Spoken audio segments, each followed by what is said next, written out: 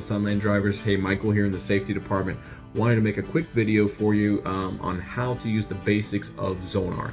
So especially you guys that are getting hired directly up in New Jersey, your orientation is a little bit different. So you may be familiar with ELDs, but not exactly familiar with Zonar and the processes that it uses. So we're gonna make a short video to cover just the basics of Zonar logs itself. So if you have any questions after this, check out their YouTube channel. Zonar has a lot of videos on their own YouTube channel, and we have some other ones on how to transfer logs to a DOT officer, how to edit the on-duty time, and how to certify your logs. Or some other videos that we've already made, which are not covered in this, but you can watch those videos and learn how to do that. This is just simply the basics to get you going.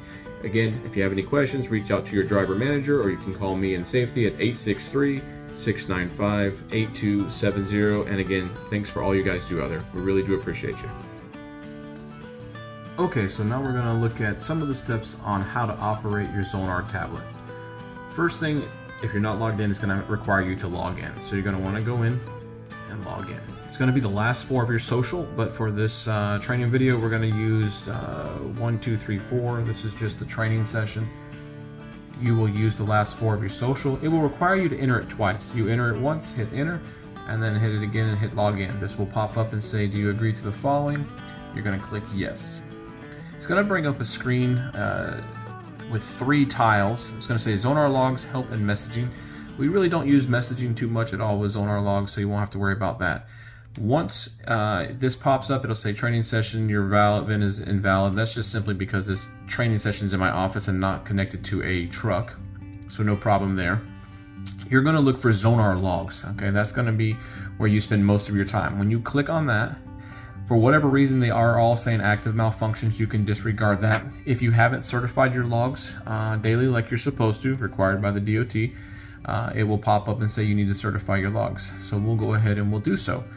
This will be agree, and you'll have, obviously, there'll be days that you worked in time here. You still have to certify for the days that you're off. So if you're off for 2 days and you come back, you will need to certify those days off also.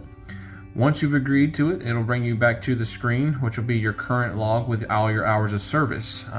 Let me change my rule set here so I can be in a 70 like you guys. It's set for local right now.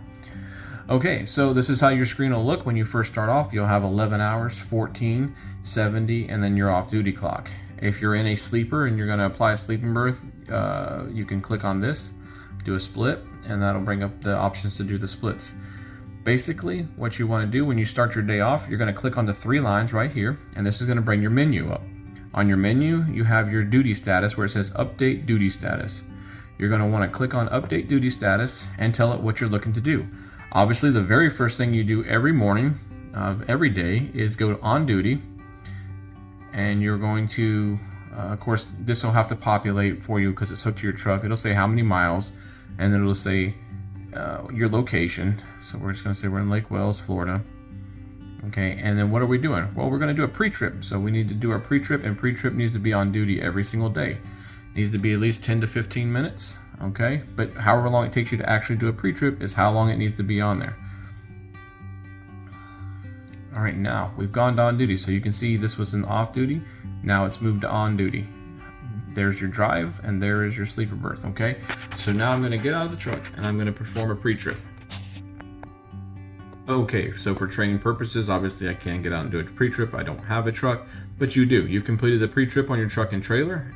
You've noted any defects, you've reported them if need be, and now it's time to move on. So we are ready to drive. We're going to go right back up to the menu, and we're going to click on update duty status, and we're going to put ourselves into drive. I get asked a lot of questions. Mike, will this thing automatically put me into drive? Yes, it will. If you begin to drive the tractor, it will put you in drive. However, I strongly recommend that you put yourself into drive, because if something, in the event that something happens and this needs to be edited because you forgot to take yourself off of drive, it is the only way it can be edited. So I strongly recommend you always put yourself into drive. So again, this stuff will pre-populate for you. All right, and drive. You always want to make sure you put a note in. You hit save, and now as you can see, it went from the pre-trip, now we're on drive. Now I'm going to drive to my first stop or my first pickup, whatever the case may be, or to go get fuel, any of those things. So this is how you work it. Now I've arrived at the shipper. I go to the menu again, update duty status. I'm going to change it to off duty. It'll ask me, do I want to go into personal conveyance? No, because I'm just backed into a door and I'm ready to get loaded. Again, this will pre-populate.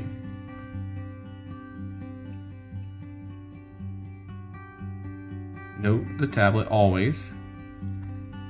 And now I'm off duty while I'm waiting to get loaded or unloaded, whatever the case may be. You can go on duty for paperwork purposes, or if you're unloading the truck. Basically, this video is to show you how to operate within the tablet itself. If you need to certify your logs, we have a video on that. If you need to transfer your logs to a DOT officer, we have a video on the channel for that also. But that's where your menu is. As you can see, there's one log that needs to be certified for me. You can view unidentified driving events. So if something happened and the tablet did not pick up or turn on when you were driving, that would be an opportunity for you to check that to see if there's any unidentified driving. If you have any questions, please feel free to give me a call at Michael in the safety department at 863-695-8270. If you don't work for Sunland and you'd like some information on working with Sunland or becoming our partner, call me at 863-695-8270. And as always, thank you guys and welcome aboard.